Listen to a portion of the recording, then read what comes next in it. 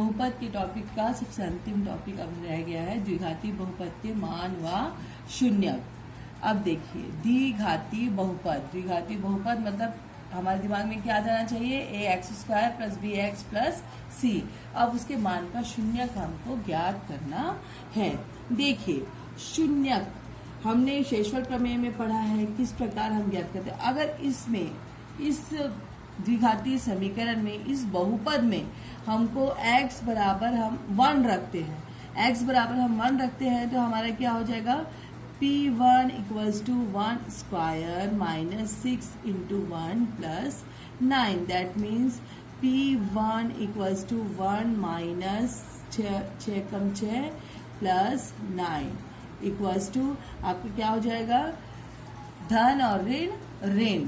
ठीक है, तो क्या हो जाएगा, 6 में से गया 5 और बड़े में ऋण का चिन्ह इसलिए ऋण 5 धन 9 इक्वल्स टू 9 में से 5 गया धन और ऋण इसलिए 9 में से 5 घटाएंगे तो 4 आएगा और बड़े में धन का चिन्ह है इसलिए धन आएगा। तो P1 इक्वल्स टू 4। ये आपने किस में निकाला है, किस में सीखा है, ये आपने पिछले बार देखा है ना, ये गुणनखंड प्रमेय में हमने निकाला है, शेषफल प्रमेय में हमने इसी विधि का प्रयोग किया है। उसमें क्या किया है, ऐसी वन वैल्यू रख के हम क्या ज्ञात करते थे, हम शेषफल ज्ञात करते थे। अब देखिए यहाँ पे शेषफल हमारा 0 नहीं आया है, शेषफल हमारा 4 आया। तो हम शेषफल अगर हमारा 4 आया है तो ये हम बोलते हैं कि बहुपद द्विघाती बहुपद का P1 का मान कितना है, 4 है। मान ज्ञात करने बोला गया है, बहुपद के मान ज्ञात करने बोला गया है ना, तो मान कितना हुआ, 4 हुआ। अब देखिए अगला, अगर हम इसी में Px equals to x square minus 6x plus 9 में हम x बराबर 3 रखें तो हमें क्या मान प्राप्त होंगे, तो क्या हो जाएगा, P3 equals to 3 square minus 6 into 3 plus 9। That means इसका मतलब क्या हुआ, 3 तिया 9 6 तिया 18 प्लस 9, ये कितना देगा 9 9 18, दोनों 9 प्लस है, दोनों 9 9 18 माइनस 18, ये कैंसिल हुआ इक्वल्स टू आ गया 0। देखिए अंतर दिख रहा है। अब यहाँ पे हम इस 3 को क्या बोलेंगे, बहुपद का शून्यक, क्योंकि 3 रखने पर हमारा बहुपद का मान कितना आ रहा है, 0 आ रहा है। इसलिए हम क्या करेंगे, इसमें कहेंगे कि 3 इस बहुपद का शून्यक है। तो हमने ये मान तो रखा, 3 रखा, 1 रखा। अब क्या हमको इसके शून्यक मान ज्ञात करने बोला जाए, जब बहुपद का शून्यक मान ज्ञात करने बोला जाए तो क्या हम इसको कितने शून्यक निकाल सकते हैं, इसके हमको एक एक वैल्यू रख सकते हैं कि ये बहुत लंबा होगा।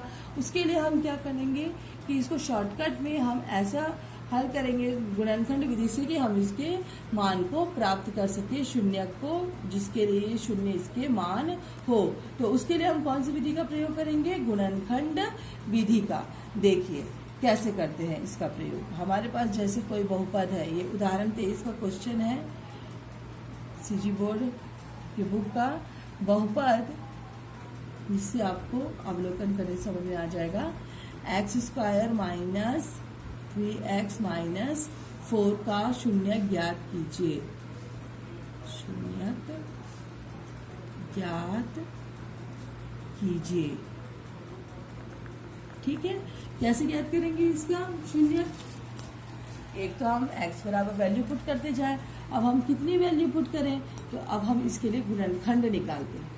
अगर हम इसको सिंपली आपकी बुक में दिया पुट करके, तो उसका वैल्यू चलिए हम +1 और -1 पुट करते हैं तो 1 के लिए -6 और -1 के लिए 0 आता है।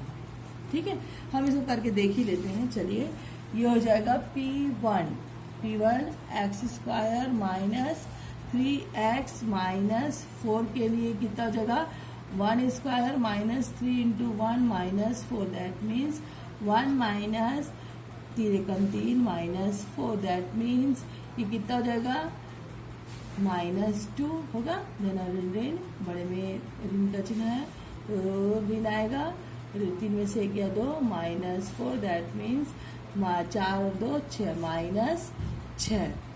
अब हम क्या रखेंगे, x बराबर -1। That means P -1 equals to -1 का स्क्वायर -3 -1 -4 -1 का स्क्वायर दैट मीन्स 1 माइनस ऋण एकम 3 और ये हो जाएगा -4। ये कितना हो जाएगा 4 - 4 दैट मीन शून्य, मतलब -1 इसका एक शून्यक है, इस बहुपद का एक शून्यक है -1। ठीक है, अब इसको हम आसानी से कैसे निकाले, गुणनखंड करके। यह समस्या हम समाधान बता रहे हैं। आपने मध्य पद को तोड़कर गुणनखंड ज्ञात करना सीखा। अब देखिए उसके लिए अब हम कैसे ज्ञात करेंगे इसके गुणनखंड को, जिसके माध्यम से हम शून्य ज्ञात करेंगे। x² - 3x - 4 का गुणनखंड ज्ञात कीजिए। ठीक है, तो इसके लिए हम क्या करें, उसके लिए क्या विधि अपनाई थी हमने। यहाँ पे क्या करते थे, x² माइनस 2 - 4 क्या करते थे, यहाँ पे किस प्रकार तोड़ते थे, a इंटू सी। क्या करेंगे, a into C equals to कितना हो जाएगा -4। ठीक है, अब उसके बाद हम क्या करेंगे, -4 के संभावित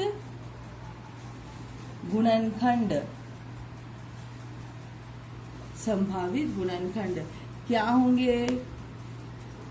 सबसे पहले इसके लिए निकालते हैं, 2 से 2 एकम 2, 2 और 1 3, 2 दूनी 4,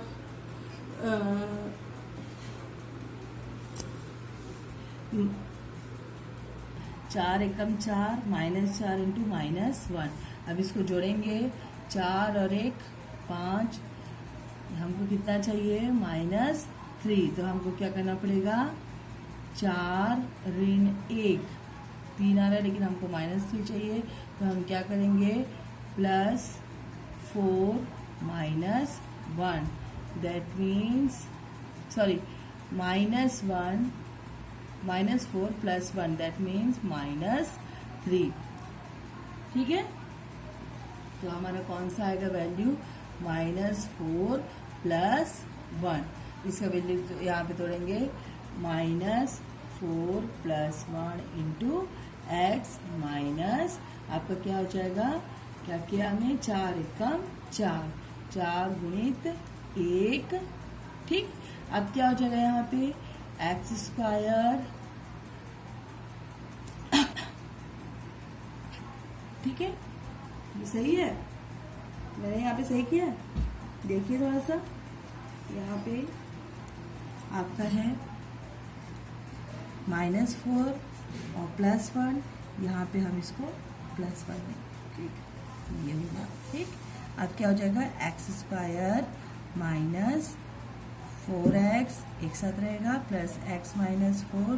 दिस इम्प्लाइज दैट ये x² कॉमन आ जाएगा, x - 4 + 1 x - 4। अब क्या है वैनिश्ड, x - 4। ये विधि तो कर लिया ना, अब ये आसानी से बन जाएगा, x + 1। फिर भी बार बार प्रैक्टिस करेगा। तो हमारे यहाँ पे x - 4 और x + 1 आया। अब हमको शून्यक चाहिए, शून्यक। तो शून्यक कैसे करेंगे हम, किस वैल्यू के लिए, उसका शेषफल क्या है, आपका शून्य है ना। गुणनखंड क्या है, शून्य है। तो x - 4 x + 1 = 0। ठीक है, तो x - 4 = 0, या हम लिख सकते हैं x + 1 = 0। दैट मीन्स x = 4 या x = -1। ठीक, इससे हमारे क्या निकल गए, 2 वैल्यू निकल गए। -1 तो हमने ऑलरेडी निकाला था, हमारा दूसरा वैल्यू क्या निकल गया, 4, है ना। और ये याद रखिएगा, द्विघाती समीकरण में आपका जो है x² - 3x - 4 के फॉर्म में, या बोलो जिसको ax² + bx + c के फॉर्म में जो वैल्यू रहता है, उसके लिए आपका 2 गुणनखंड आपको प्राप्त होगा, क्योंकि वो द्विघाती समीकरण है, इसलिए उसके 2 गुणनखंड आपको प्राप्त होंगे। ठीक है, अब देखिए आगे कि इसका अवलोकन करने से हमको क्या दिखाई दे रहा है। ठीक है, देखिए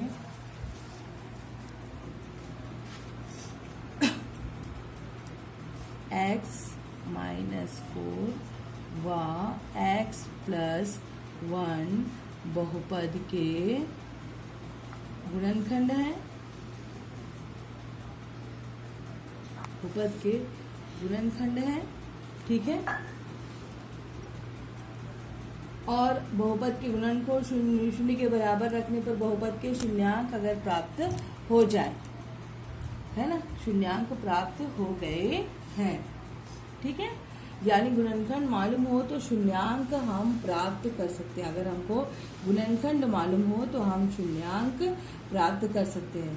ये हमारा एक क्लियर हुआ कि अगर हमको गुणनखंड पता चल जाए किसी भी द्विघाती समीकरण का तो हम उसका शून्यांक प्राप्त कर सकते हैं। यहाँ पे शून्यांक क्या है, -4 और -4 का क्या हो जाएगा आपका +4, दैट मीन्स 4 और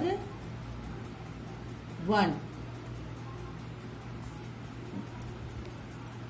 देखिए यहाँ पे -4 आएगा कि 4 आएगा, हाँ तो यहाँ पे आएगा 4 क्या है आपका शून्यांक है आपका, और -1 भी आपका शून्यांक है, ठीक है। ये दोनों आपने देख लिया।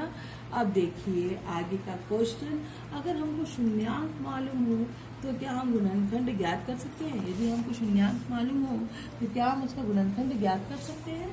हाँ देखिए, इसके लिए आगे चलते हैं। अगर हमारे पास क्वेश्चन है, ये करके देखिए में दिया है, उसी में से क्वेश्चन उठाए, x² - 16, इसके शून्यांक भी ज्ञात कीजिए और गुणनखंड भी ज्ञात कीजिए।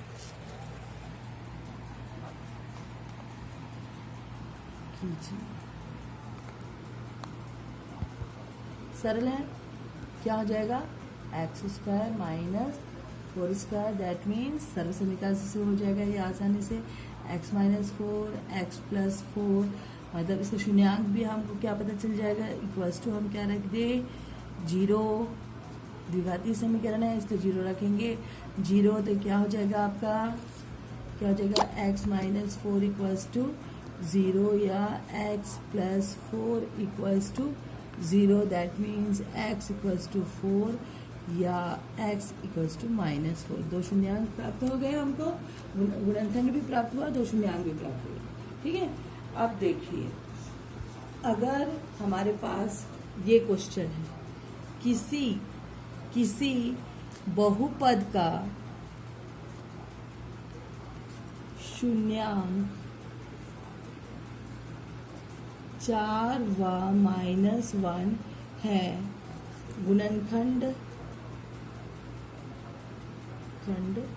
क्या होंगे, इसके लिए अब हम क्या करें, ये है हमारी समस्या। अभी हमको यहाँ पे क्या ज्ञात था, गुणनखंड ज्ञात था, तो हमने क्या निकाल लिया, शून्यक निकाल लिया। अब यहाँ पे क्या है, शून्यक ज्ञात है, तो हम क्या गुणनखंड निकाल सकते हैं। इसके लिए हम कहाँ पे चले थोड़ा सा पीछे, यहाँ पे व x + 1, ठीक है, तो x - 4 व x + 1, ठीक है। तो इसमें क्या, इसका अवलोकन करने से क्या पता चल रहा है, गुणनखंड ये प्राप्त हुआ है, x - 4 इंटू, इसको बोल सकते हैं x - 4 इंटू x + 1। तो इसको अगर हम लिख दे 1 इंटू x - 4 x + 1, ठीक है। तो क्या समझ में आ रहा है इससे, कि अगर हमारा जो शून्यांक हमको पता है तो वह किस रूप में हमको प्राप्त होगा, हमको किस रूप में प्राप्त होगा, ये 1 इंटू x - 4 x + 1 के रूप में हमको ये प्राप्त होगा। इसका मतलब हमारा शून्य क्या होगा, यहाँ से अवलोकन कीजिए, 4 और 1 है, -1 है, तो हमारे यहाँ से क्या हो जाएगा, 4 और -1 शून्यक है, तो गुणनखंड क्या हो जाएगा आपका, x - 4 x + 1। देखिए यहाँ पे आराम से समझ में आ रहा है, जब 4 और -1 है तो -4 और +1 आया है, ठीक है। वैसे x - 4 x + 1, ठीक है, हो गया। अब देखिए इसी को और एक क्वेश्चन ले लेते हैं, x square minus 5x plus 6। ठीक है, इसको हम कैसे तोड़ेंगे, अभी मैं इसको शॉर्टकटली बता रही हूँ। सबसे पहले ये क्या हो जाएगा, एक्स स्क्वायर गुणनखंड कैसे निकालेंगे, माइनस 5x का संभावित गुणनखंड 6 का संभावित गुणनखंड ज्ञात करके आप -5 को प्लस या माइनस में तोड़ना है। तो कैसे करेंगे इसको, 3 2 5 3 दूनी 6, तो यहाँ पे कर दीजिए -3x minus 2x into sorry plus 3 into 2, ये हो जाएगा आपका x square minus 3x minus 2x plus 6। ये हो जाएगा, एक्स को कॉमन ले लिए x माइनस 3 बचा, -2 को कॉमन ले लिए x माइनस 3 बचा। ठीक है, ये अभ्यास करना है आपको, अभ्यास करने से ही ये समझ में आएगा। बाकी x माइनस 2 को x माइनस 3 को कॉमन ले लेंगे, x माइनस 2 बचा। ठीक है, यहाँ पे क्या प्राप्त हुई, ये भी सेम प्राप्त हुआ। तो यहाँ से देख के हम किसको बोलेंगे, इसके दो शून्यक, किसको बोलेंगे हम इसके दो शून्यक, -3 और -2 को, और इसका गुणनखंड हमको मिल गया x माइनस 3 और x माइनस 2। ठीक है, क्या किया हमने, आपका शून्यक को कहाँ रखा, आपका इसमें हमने दो गुणनखंड प्राप्त किए, x माइनस 3 x माइनस 2। अब हम अगला बहुपद लेंगे, अगला बहुपद है हमारा 4x square minus 4x plus 1। ठीक है, तो क्या हो जाएगा इसका, 4x square minus 2x minus 2x plus 1 equals to 4x square minus 2x minus 1 2x minus 1। यहाँ से और क्या निकल जाएगा, 2x कॉमन निकलेगा तो 2x minus 1 minus 1 2x minus 1। ठीक है, इक्वल्स टू कितना हो जाएगा आपका, 2x माइनस 1 कॉमन आएगा, 2x माइनस 1 क्या बच जाएगा, 2x माइनस 1। अब देखिए यहाँ पे क्या है, ये x माइनस 1 के फॉर्म में है, तो उसको हम क्या करेंगे, आपको क्या लिखना पड़ेगा, इसको 2 को कॉमन ले लेंगे तो कितना हो जाएगा, x माइनस 1/2। ये कैसे आया, 2 को कॉमन यहाँ से भी लेंगे तो हमारा क्या हो जाएगा, x माइनस 1/2। ठीक है, तो अब क्या हो जाएगा आपका, कैसे आया ये, 2 को बाहर निकाला, 2 को बाहर निकाले यहाँ से 2 है क्या, यहाँ पे 2 है क्या, नहीं है। तो हम क्या करेंगे, इसको देखिए 2x माइनस 1 में से हम अगर 2 को कॉमन निकालते हैं, दोनों जगह अगर वो कॉमन है तो वो निकलता है।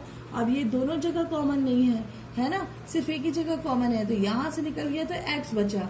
अब यहाँ पे हम क्या करेंगे, 2 निकाल रहे हैं, यहाँ 2 है नहीं, 2 हमने निकाला है तो क्या करेंगे, 2 से भाग देंगे। ठीक है ना, जो निकाला है उससे हमको क्या करना पड़ेगा, भाग देना पड़ेगा, तभी हमारा क्या हो जाएगा, इधर आपका 2 बाहर निकलेगा, यहाँ पे 2 है, इस प्रकार है। तो क्या हो जाएगा, अगर इसको गुणा करेंगे तो 2/2 वापस हमको 1 प्राप्त होगा। समझ में आ रहा है, इसलिए हमारा क्या हो जाएगा, 2x माइनस 1/2।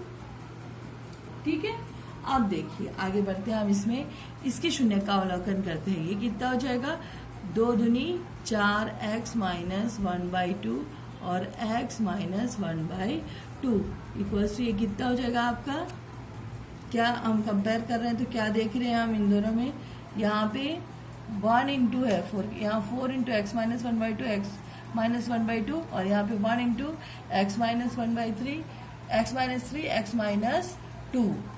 ठीक है, क्या निकल रहा है भाई बताओ, यहाँ पे इसमें और इसमें अब क्या निकल रहा है कॉमन, क्या चीज़ समझ में आ रही है हमको। एक चीज़ हमको बड़े अच्छे से समझ में आ रही है कि यहाँ पे भी आपका जो बहुपद था और यहाँ पे भी जो बहुपद था, दोनों से कंपेयर करें तो a बराबर हमारा यहाँ पे 1 है और यहाँ पे a बराबर हमारा 4 है। यहाँ पे a बराबर 1 और यहाँ पे a बराबर 4 है। a वाला पद है गुणांक, पहले पद का गुणांक है इसमें, और इसमें पहले पद का गुणांक है, ठीक है। और फिर इसके क्या है x माइनस 1/2 और यहाँ पे क्या है x माइनस 3। तो जो गुणनखंड के रूप में टूटा है उसी को आपका 2 वैल्यू है। कहने का मतलब कि अगर और इसके हिसाब से देख लें तो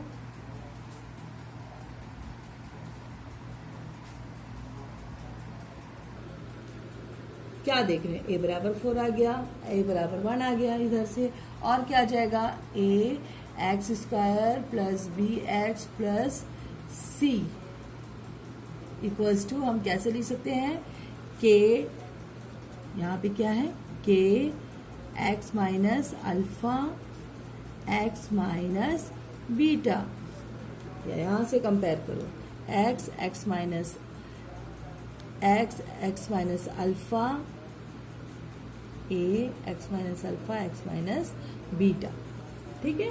तो आपका हो जाएगा ये, देखिए a बराबर नहीं है 0 क्योंकि वर्गात्मक समीकरण है।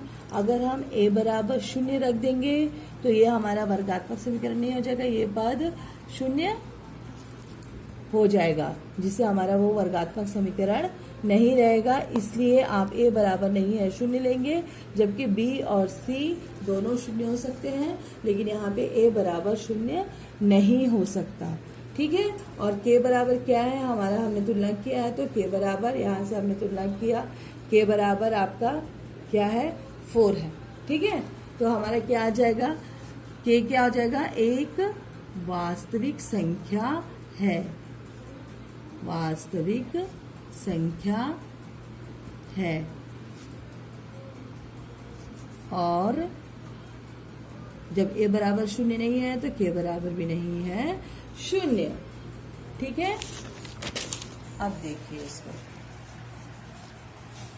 यहाँ हमने किस रूप में लिखा, k into x minus alpha x minus beta, ठीक है। ये क्या हो जाएगा, नॉट इक्वल्स टू 0, ठीक है। तो क्या हो जाएगा इसको, अगर हम इसको लिखें इस प्रकार, क्या करेंगे इसमें, कैसे इसको द्विघातीय समीकरण के रूप में लाएंगे, k का गुणा करना पड़ेगा। तो क्या करेंगे, k का गुणा करने पर द्विघातीय समीकरण के रूप में लिखना है ना, इसको क्या कर दिए, एक्स माइनस बीटा प्राप्त हुआ। कहाँ से प्राप्त हुआ, देखिए यहाँ पे आपका जो समीकरण है उससे तुलना करने पर k x minus alpha k x minus beta हमको प्राप्त हुआ। इस रूप में लिख सकते हैं कि नहीं लिख सकते हैं इसको, k बराबर कितना है 4 है ना, तो या a बराबर 4 है तो हम लिख सकते हैं k बराबर, a की जगह पे हम k लिख देंगे, तो a नॉट इक्वल्स टू 0 है। इसलिए क्यों a नॉट इक्वल्स टू 0 है, क्योंकि यहाँ पे द्विघातीय समीकरण है। द्विघातीय समीकरण में आपका अगर a इक्वल्स टू 0 हो जाएगा, कहने का मतलब कि यह समीकरण द्विघातीय नहीं रहेगा, लेकिन b और c 0 हो सकता है। अब इसकी तुलना किए यहाँ पे k नॉट इक्वल्स टू 0। अब देखिए k x minus alpha x minus beta, इसको गुणा कर दिया अंदर हमने, ठीक है। k x² माइनस x को कॉमन लिया, अल्फा प्लस बीटा हो गया, यहाँ पे माइनस को कॉमन लिया है, ठीक है। और यहाँ पे हमने क्या किया है, अल्फ माइनस इसका गुणा हो गया है, यहाँ पे k का अंदर गुणा भी कर दिया है, ठीक है। तो ये कितना हो जाएगा, k x² k alpha plus beta minus k alpha into beta. अब देखिए यहाँ पे a बराबर कितना है, k है, इसे तुलना करने पर a बराबर k, b बराबर minus k alpha plus beta minus के अल्फा प्लस बीटा, और यहाँ पे हो जाएगा k अल्फा बीटा। अब उसे क्या हो जाएगा आपका, k बराबर a, k बराबर कि अल्फा प्लस बीटा बराबर बी अपॉन माइनस के और अल्फा इंटू बीटा बराबर सी अपॉन के। ये हम क्या कर रहे हैं, शून्यकों का योग ज्ञात कर रहे हैं। क्या कर रहे हैं, शून्यकों का योग। हमने तो निकाल लिया ना, अल्फा और बीटा क्या है, शून्यक है, ये हम निकाल चुके हैं। तो इनका योग और गुणा भी हमको पता चल जाएगा। हमारा पता चल जाएगा अल्फा प्लस बीटा बराबर माइनस बी अपॉन के और अल्फा इंटू बीटा बराबर सी अपॉन के। अल्फा प्लस बीटा बराबर माइनस बी अपॉन के मतलब माइनस बी कहाँ पे है, यहाँ पे है ना। तो हमारा क्या हो जाएगा, बी आपका एक्स का गुणांक हो जाएगा और ए के मतलब ए हमारा किसका गुणांक हो जाएगा, एक्स स्क्वायर का गुणांक हो जाएगा। इसी प्रकार अल्फा इंटू बीटा में आपका सी अपॉन के आया है तो अचर पद आ जाएगा, आपका अचर पद है और एक्स स्क्वायर का गुणांक है, ए है एक्स स्क्वायर का गुणांक है। ठीक है, तो ये आपका दो फॉर्मूला आ गया। अब उस फॉर्मूले में आपको वैल्यू पुट करना है। कैसे करना है, आप सबसे पहले कोई भी वर्गात्मक समीकरण दिया रहेगा और उसके शून्यकों का योगफल और गुणनफल ज्ञात करने बोला जाएगा तो आपका क्या हो जाएगा, ए बराबर 6, बी बराबर 3, सी बराबर 5। आपका शून्यकों का योगफल अल्फा प्लस बीटा बराबर माइनस बी अपॉन ए और अल्फा इंटू बीटा बराबर सी अपॉन ए। आपको तुरंत याद दिमाग में बैठाना है इस फॉर्मूले को कि अल्फा इंटू बीटा सी के लिए है। ठीक है, अचर पद के लिए अल्फा इंटू बीटा अपॉन ए दोनों के अपॉन में है, लेकिन अल्फा इंटू बीटा के लिए सी और अल्फा प्लस बीटा के लिए माइनस बी। आपको ये समझ में आ जाएगा, प्लस है यहाँ पे माइनस है, तो उस प्रकार याद कर सकते हैं कि अल्फा प्लस बीटा में माइनस बी अपॉन है और अल्फा इंटू बीटा में सी अपॉन ए। ये आपका आ जाएगा अल्फा इंटू बीटा बराबर 5/6 और अल्फा प्लस बीटा बराबर 1/2। हाँ, इसके बाद आपका होमवर्क है। होमवर्क में आपको प्रश्नावली 4 के सारे क्वेश्चंस करने हैं और आपका ये बहुपद का लेसन खत्म होता है। बहुपद में हमने किस प्रकार शून्य, गुणनखंड प्रमेय और शेषफल प्रमेय का प्रयोग किया और उसका हेल्प लेके आप इसको बनाएंगे। आपका मेन 3 प्रश्नावली यही है, 4 उससे पहले की 2 प्रश्नावली आपकी मेन प्रश्नावलियाँ हैं। इसमें से क्वेश्चन पूछे जाएंगे एग्जाम्स में, तो उसके प्रैक्टिस के लिए आपको पहले का सब करते हुए इसको कंप्लीट करना है। मेरे ख्याल से बहुपद आपको बहुत सरल लगा होगा। बहुपद में कुछ कठिन है ही नहीं, उसके प्रैक्टिस से वो एकदम सरल आसानी से बन जाएगा।